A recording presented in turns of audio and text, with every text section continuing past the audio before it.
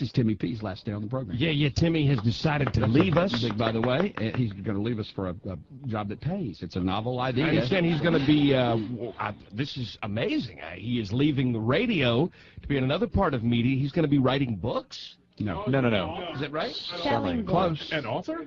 Close. He's going to be working with books. aren't Working you, with Timmy P? books? Yes, I'm going to be working at a... You're in the publishing field. You might say that. Something like that. Yeah, I'll be working at a bookstore. Can you say which one?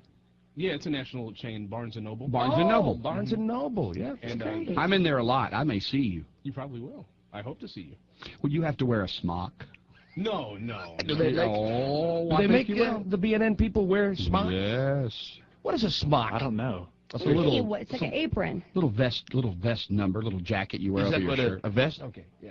Kind of a smock. Don't they wear like a green top with a Smock. nice a khaki pants or something? Typically, I think, yeah. What's your uniform? Basically, it's just like nice slacks. You gonna be nice able to shirt. pull that off? I got nice stuff in my closet. I do. Okay, that's right. You were a teacher. I do. Yeah. Well, we wish you well, and you're welcome back here anytime. You've been wonderful. You have. Done a wonderful Let's give job. him a round of applause. And I mean that sincerely. I'm going to miss you, Timmy. We are going to miss Timmy.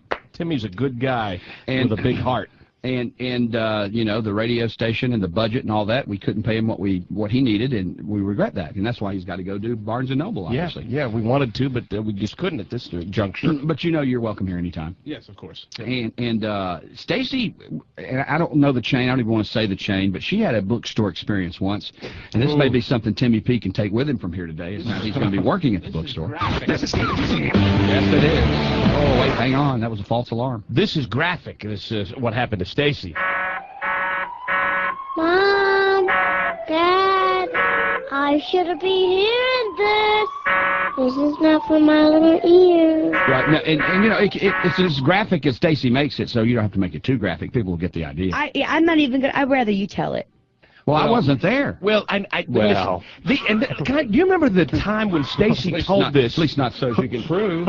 This is weird. I'm glad you brought this up, Steve Shannon. Yeah, well. This is weird because I remember the time that Stacey broke this story when she initially talked about it. You remember how many calls we got from women saying they had thing. experienced the same thing In a bookstore. I promise on my life, about 3 days after Stacey told the story, a local news station did a story on this. We talked about that as well, saying that this happens to women in bookstores a lot. Basically, Stacey was flashed in a bookstore. What section was it?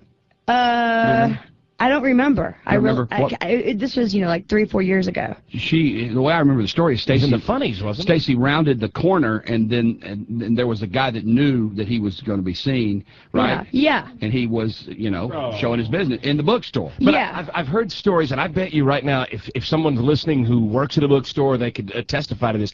I've heard stories that perverts go in there and I'm there every Saturday morning.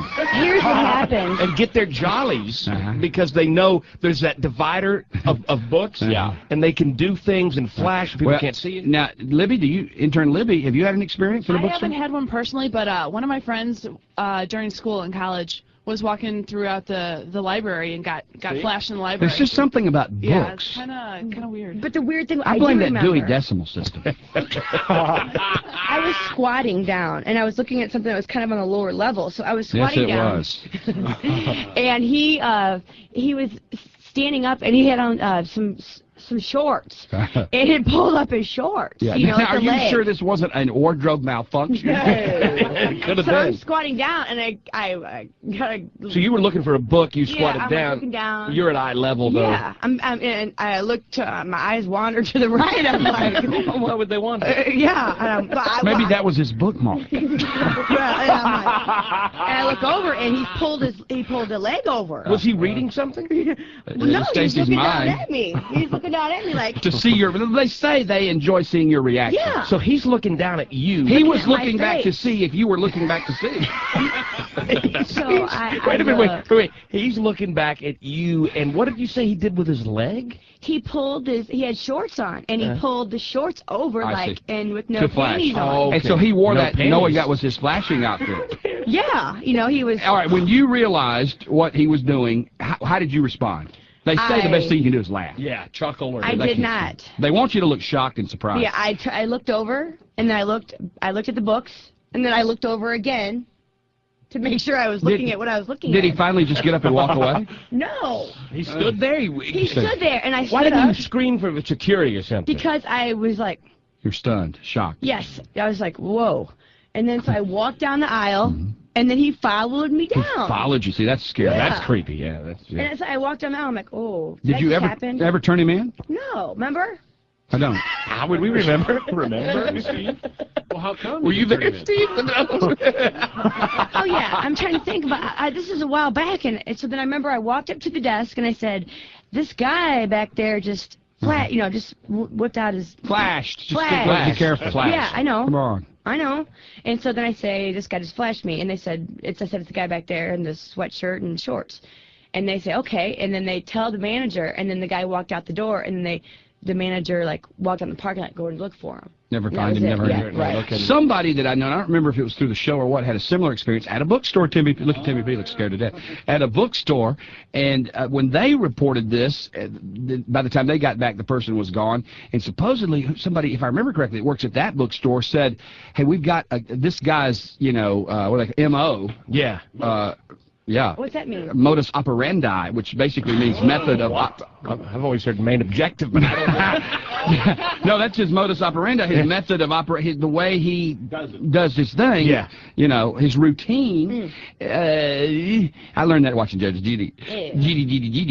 And they said, yeah, and he's a lawyer from Clayton, Missouri. Yeah, yeah. They said that he's been hitting bookstores, and we're trying to nab him. Something about bookstores attracts perverts. So Timmy P, you'll fit right in. It's gonna be perfect. Just don't. I dare you to show up for work in your shorts and your smock. Just your smock and your shorts. What does that P stand for? Well, I think we know. Yes.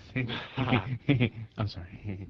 You know when you experience that at a bookstore and you say, I'd like to speak to the manager, and he looks like Robin Williams in that movie, 1 Hour Photo. But you're probably not going to get any help. Well, if I ask to speak to the manager and Timmy P comes over, But I spend a lot of time in bookstores, and I have never actually seen a pervert. You know why? You're the guy. I am the pervert one.